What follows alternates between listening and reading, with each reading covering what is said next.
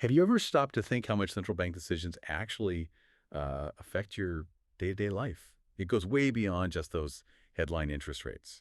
You know, their choices send ripples, really big ripples through the whole global economy, shapes our financial future in ways that are often, well, not what you'd expect. Pretty surprising, actually. Welcome to the deep dive. Today we're going to unpack some really profound insights from someone who's had a ringside seat for decades, a former top central banker, Bank of England, Bank of Canada, the BIS, OECD, you name it.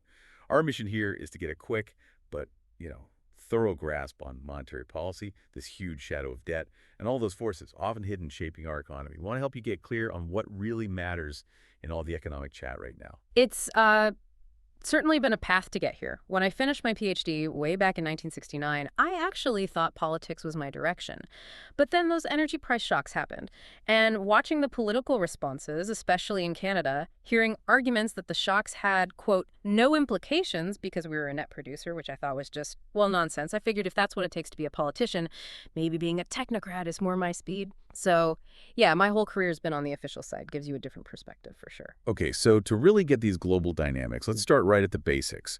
What exactly is the core job, the mission of a central banker? Well, in principle, it's twofold. They're supposed to monitor the monetary and financial system, aiming for both price stability and financial stability. It's fundamentally about managing the macroeconomy. But, and this is crucial, they have to work with the government's fiscal side, the spending and taxing side. Even an independent central bank, well, they operate within a democracy. The government is ultimately sovereign. That independence point is huge, isn't it? We hear these debates all the time. Are they too independent? Or maybe too close to government? What's the sweet spot? I think, like with so many things, the ancient Greeks kind of nailed it. You want a path somewhere in the middle. Avoid the extremes. If a central bank is seen as just financing government deficits, too cozy with the government, that's bad. But if they're so independent, they ignore the government's fiscal reality and make things unsustainable, that's bad too. You need that narrow middle path. I remember telling a Bank of Canada governor once, he was pleased. Everyone thought they were doing great. And I said, well, that probably means you got it wrong. And then you have Alan Greenspan famously saying, if you think you understand me, then I've obviously misspoken. Shows you how tricky that public perception is. They really walk a tightrope. Right. Speaking of Greenspan, for ages, central banking was super opaque. Never apologized, never explained. That was the mantra. How did we get from that to the sort of transparency push we see now? Yeah, quite a shift. And it happened almost, well, overnight, really. Driven mostly by academics, by these rational expectations models. The theory was, look, if the public understands the target, let's say 2% inflation, then their behavior lines up. They'll expect 2%, their wage demands adjust, and boom, it helps the central bank hit the target. Makes the job easier. Okay, that makes sense. But there's a really strong counterpoint.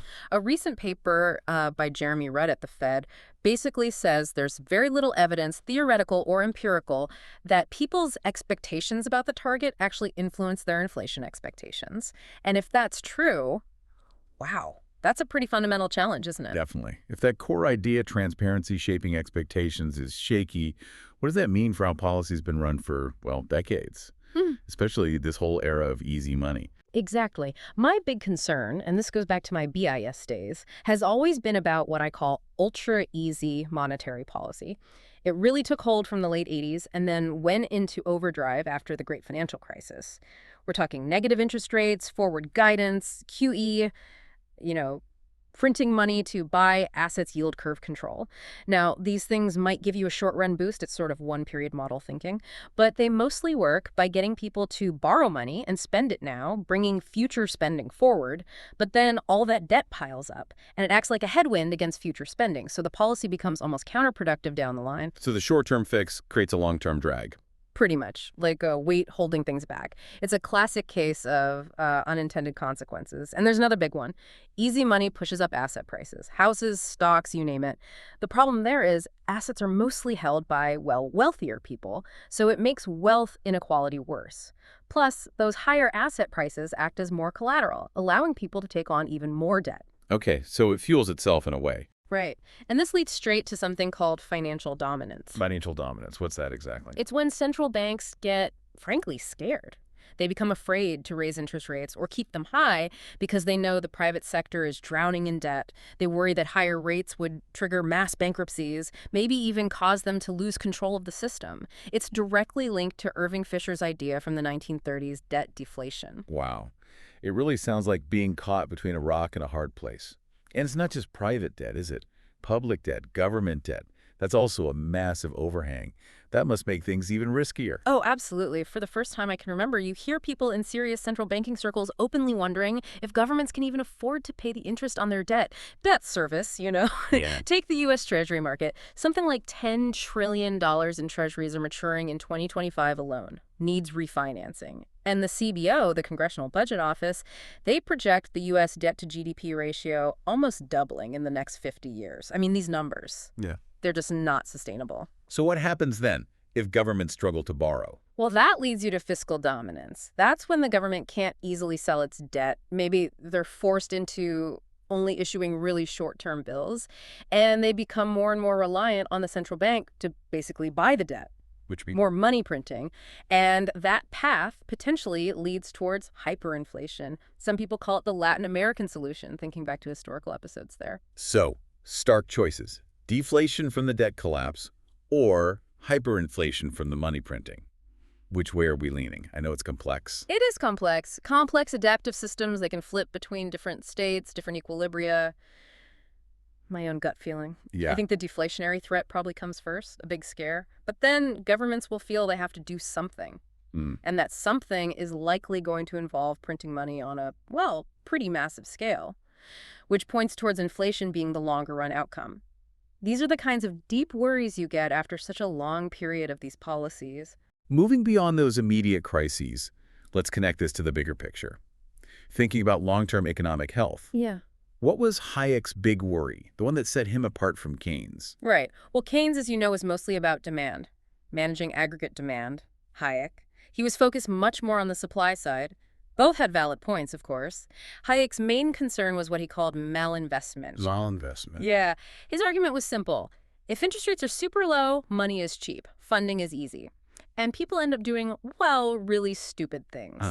Capital gets poured into projects that will never earn a decent return. It's basically wasted productive capacity. And we've seen loads of that, haven't we? Industries chasing market share instead of actual profit. When you get significant malinvestment, that capital is effectively gone. Less capital means less potential for future production. I also worry a lot about what I call heritage problems. Heritage problems. Things that are going to hold back future growth, no matter what policy does now. Stuff like neglected infrastructure bridges, roads, grids, the accumulated malinvestment we just talked about, and also hysteretic effects. That's where a deep recession causes permanent damage, people drop out of the workforce, skills erode. You can't just assume growth snaps back to the old trend line. There are good papers on this, Saxena, and others showing how downturns leave these lasting scars. That makes sense. Thinking historically, especially before, say, 1971, recessions were often just allowed to happen. Yeah. What does that tell us about how we handle things now, our reluctance to let the cycle play out? Well, I've been saying for ages that little recessions are actually healthy. It's a Schumpeterian idea. Hayek, the Austrian school, think of it like forest management. You need small, controlled fires to clear out the dead underbrush. If you put out every tiny fire, like they did in Yellowstone Park for years, you just get this massive buildup of fuel. Then, when a fire finally starts, it's uncontrollable. Huge blaze. Wipes out most of the park. Small recessions are like those small fires. They clear out the bad debts, let unproductive businesses fail. It cleans out the underbrush, makes the whole system healthier for the long run. But that's not what we do now. No. The approach now is constant rescue. Sweep the problems under the rug. Lower rates, bailouts, safety nets everywhere. We never clear out the debt, never clear the underbrush. It just builds and builds, which means the eventual problem will be much, much bigger. And there's a huge political angle here, obviously. Jean-Claude Juncker put it perfectly. Of course we know what to do. What we don't know is how to get reelected after we do it. Huh. That's painfully honest. It is. Nobody wants to inflict short-term pain, even if it's necessary for long-term health, because they're worried about the next election. But that just leads to far greater suffering down the road for everyone. Look, monetary policy works until it doesn't. We've seen interventions get bigger and faster each time, trying to fix the problems caused by the last intervention. We might be getting close to the point where it just stops being effective. I have to say, my biggest professional error over the years has been repeatedly underestimating the ability of central banks to uh, somehow pull this iron out of the fire one more time. You've really laid out how easy money affects asset prices, inequality. Which brings up a really critical, maybe controversial question. Are we even measuring inflation properly? Especially with asset prices going through the roof. Yeah, that's a big debate. You have critiques, like from John Williams at Shadow Stats, arguing the official CPI methods have changed over time to deliberately understate inflation compared to, say, how it was calculated decades ago. But I think maybe a more fundamental debate, one raised by Charles Goodhart, among others, is whether asset prices should be in the CPI at all. Right. Because easy money clearly inflates asset prices, and that causes problems we've discussed. More collateral for debt, worse wealth inequality. Ben Bernanke himself, back when they launched QE2 in 2010, basically said higher asset prices were part of the plan, a transmission mechanism to boost demand, make people feel wealthier so they spend more. It makes you think about signals from the market itself. Mm. Some commentators, like Luke Roman, they look at something like gold going up and say, that's the fire alarm. The system's dysfunctional. Mm. How do you read that? Well, if you look at gold's price, particularly the last couple of years, its performance certainly fits that story. It's consistent with the idea that, yeah, people are getting nervous about stability of the whole system. They're looking to diversify. And in that kind of environment, gold, the thing that's historically held value, it looks like a sensible place for some people to put their money. What's really striking, though, is central banks themselves buying more gold. That sends such a mixed message, doesn't it? Totally contradictory. Right. I'm the central bank. I'm supposed to guarantee stability. But actually, I'm not sure I can, so I'm hedging my bets with gold. It's a fundamental contradiction, as you say. And this connects to other things, too. Basel III calling gold a Tier 1 asset that could change how it's used as collateral. But a huge worry I have linked to all the banking regulation is how much activity it's pushed outside regulated banks into the shadow banking system. The non-banks. Exactly. Financial firms doing bank-like things, but without the same oversight. In many places, that shadow system is now bigger than traditional banking.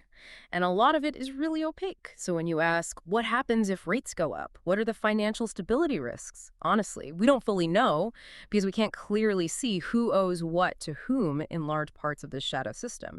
And the history with central banks and gold is fascinating, too. I was actually involved when the Bank of Canada sold all its gold. It wasn't the bank's decision, mind you. It belonged to the government. The finance department told us to sell it non-earning asset, they said. That was part of a wider trend back then. So much selling that central banks made an agreement in 1999 to limit sales, to stop crashing the price. But they didn't renew that agreement in 2019. Why? Because sentiment had completely flipped. Central banks weren't worried about selling too much anymore. They were starting to buy. And now you hear talk about the BRICS nations maybe using gold. Exactly. Accumulating gold, maybe to back some new currency, definitely to diversify away from the US dollar. Largely because the dollar keeps getting used as a weapon, Yeah. against Iraq, Russia, cutting countries off from SWIFT. So projects like Memberage, that multi-central bank digital currency thing, it's all part of this search for alternatives. Okay, let's tie these threads together. You've written about this shift from an age of plenty to an age of scarcity. What does that mean for our future? What are the inflationary implications? Right. So for maybe 20, 30 years, the world economy had these massive tailwinds keeping inflation low. Disinflationary forces. On the supply side, you had globalization, China, India, Eastern Europe joining the global workforce, pushing down costs. Demographics were great, lots of workers. Urbanization was rapid. Energy was pretty benign. We needed more fossil fuels. We found more. Prices stayed reasonable. And companies were obsessed with efficiency, squeezing every penny. On the demand side, you had the peace dividend after the Cold War ended. Less military spending frees up resources. Okay, that was the age of plenty. That was the age of plenty. Now, almost all of those forces are going into reverse. We've got deglobalization. Building resilient, maybe regional supply chains is more expensive than just going for the absolute cheapest option globally. Demographics are turning negative. Working age populations are shrinking in Korea, Japan, China, much of Europe. Fewer workers relative to dependence. Energy. The easy fossil fuel expansion is over. And the green transition, electrification, needs huge amounts of metals. Copper, lithium, nickel. Building a new mine takes, 12 to 15 years, big supply constraints there. The focus shifts from pure efficiency to resilience. That costs more. Military spending is ramping up again, UK, Europe, And aging populations mean soaring healthcare costs. That's a big demand pressure. Wow. So negative supply shocks replacing positive ones, and positive demand shocks replacing negative ones. Precisely. You put all that together, and it points very strongly towards a fundamentally more inflationary future and likely higher interest rates to go with it. That is a sobering picture. So given this massive debt overhang we discussed, private and public, central bankers seem totally boxed in. If raising rates risks blowing everything up because of the debt, Right. not raising them risks the kind of inflation you just described, Hmm. what can they actually do? Is the old playbook just broken? That really is the ultimate challenge. It's a paradox.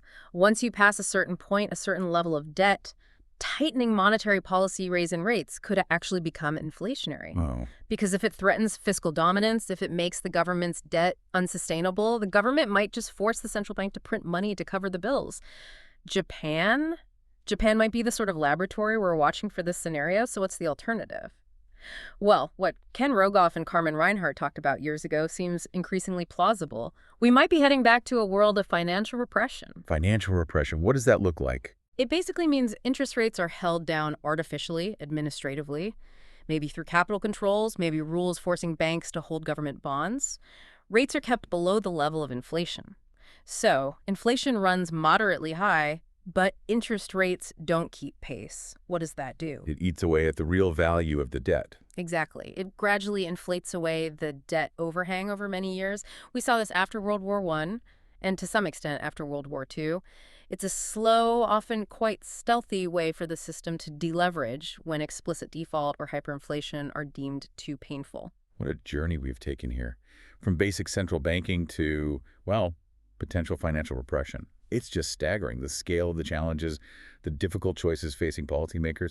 We've gone from worrying about deflation just a few years ago to the real prospect of sustained inflation, or maybe bouncing between the two. Indeed. And remember, just knowing the stuff isn't enough. Knowledge is really valuable when you understand it, apply it. We've looked at a lot of different angles today, often conflicting ones. It's really important to think critically about how these huge forces could actually play out, how they might impact your world. That really prompts a final question for you, the listener. How might this shift? This a potential age of scarcity or the possibility of financial repression? How might that impact your own financial plans, your long-term thinking? And maybe stepping back even further, are there other parts of your life or society that could benefit from, cleaning out the underbrush, making those smaller, maybe difficult changes now rather than avoiding them and risking a much bigger crisis later on? Definitely something to mull over. Thank you for joining us on this deep dive.